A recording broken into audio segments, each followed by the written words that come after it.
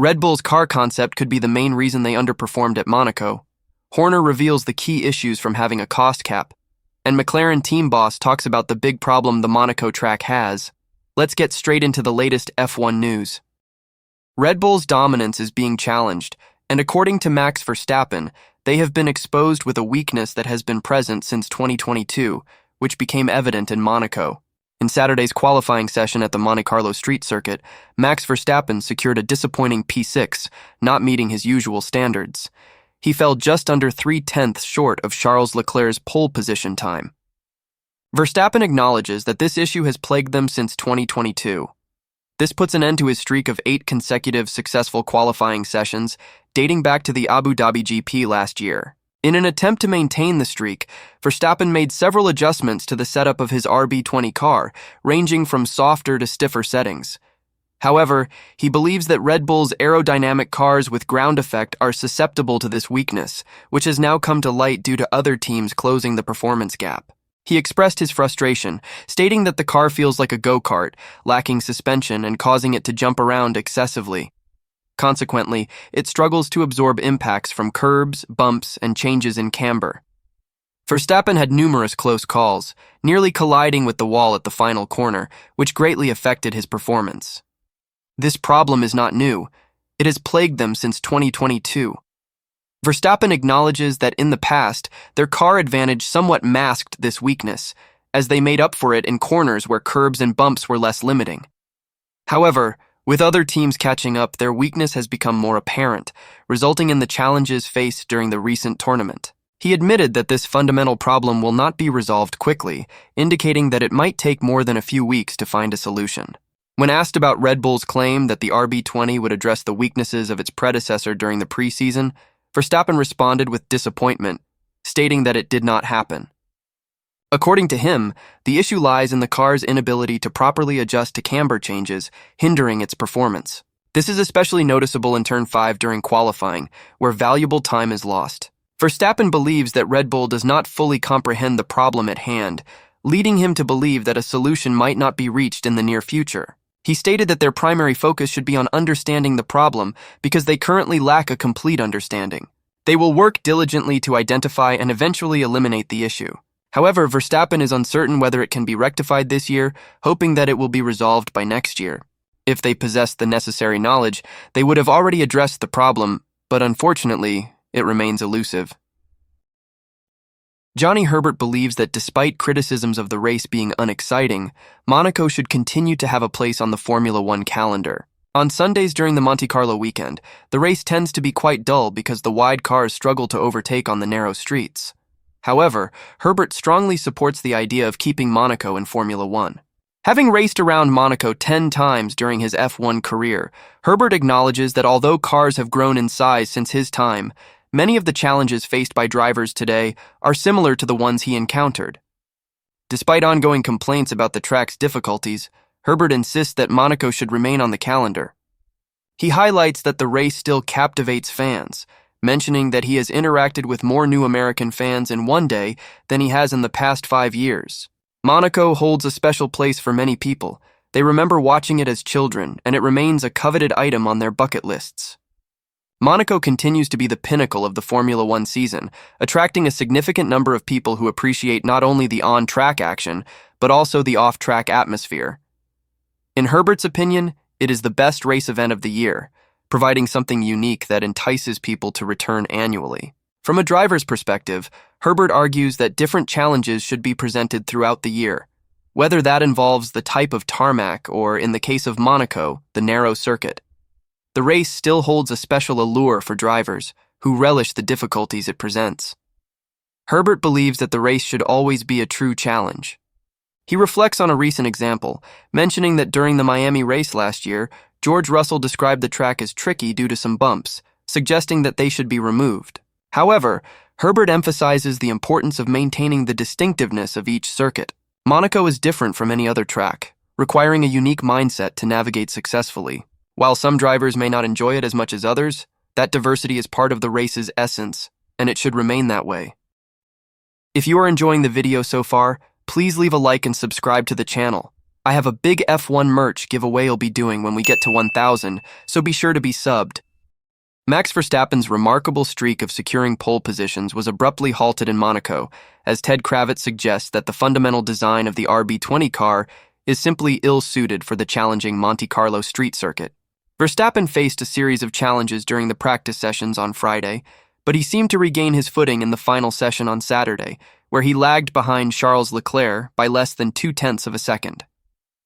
Ted Kravitz draws attention to the underlying concept of the Red Bull car. However, Verstappen's troubles resurfaced during the qualifying session, leaving him in a disappointing 6th-place finish. He trailed Leclerc's pole position time by 0.297 seconds and likened his RB20 to a go-kart. "It's been a difficult time," he expressed his disappointment with Red Bull's performance over the weekend. "I can't handle the curbs in the middle sector. I'm constantly adjusting to navigate them. I honestly feel like I'm driving a go-kart without proper suspension or dampers, so it has been extremely challenging for us." Kravitz believes that this issue arises due to the distinctive, extreme suspension layout employed by the Red Bull RB20, necessitating a rigid setup to function effectively. However, such a setup is not compatible with the demands of the Monaco circuit. "It's fair to say that we expected all teams to be on a similar level, but we did not anticipate Red Bull being this far behind," he remarked in his post-qualifying analysis. Remember what Max Verstappen called it? He referred to this car as slippery, and he doesn't mean slippery in terms of being fast in a straight line. He means it lacks grip. And why is that? Well, let me explain. It's because of the intrinsic design of this Red Bull car. In order to establish a stable aerodynamic base to optimize the downforce generated by the underfloor, they have adopted an unconventional and extreme suspension layout, incorporating features like anti-dive at the front and anti-squat at the rear. These suspension geometry and characteristics lead to a situation where, when the driver applies the brakes, the front of the car resists diving into the corners to maintain stability in the aerodynamic setup. However, to achieve that desired platform, the car needs to be set up with a stiff suspension, which is not suitable for Monaco. Monaco's track conditions are not compatible with a rigid aerodynamic setup. Hence, this Red Bull car is inherently not configured to perform well on tracks like this. Singapore presents a similar challenge. It's where Carlos Sainz won last year.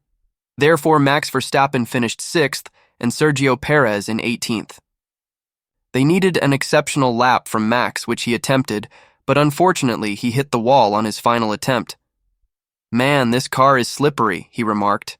He ended up 0.297 seconds behind the pole position, nearly 0.3 of a second, which is quite significant for Max Verstappen.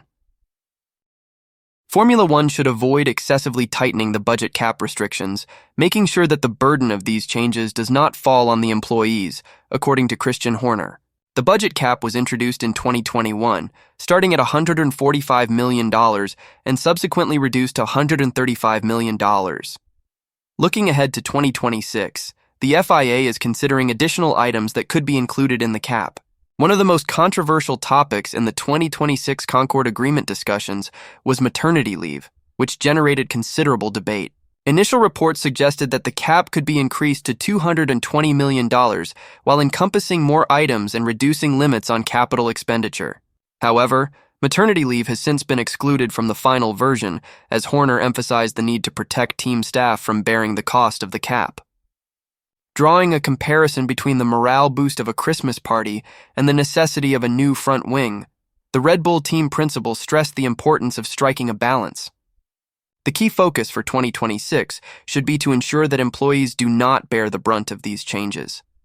It is crucial to have a sensible discussion about what should be included or excluded from the cap, specifically in relation to enhancing performance. For instance, does a Christmas party actually contribute to improved car performance?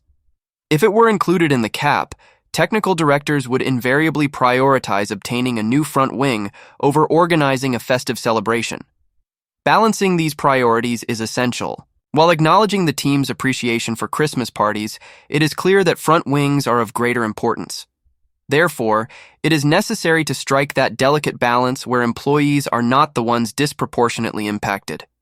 Overall, the ongoing discussions have been highly constructive and sensible. Alpine's Bruno Famin believes that instead of raising the cap and expanding the list of inclusions, Formula One should endeavor to simplify the process.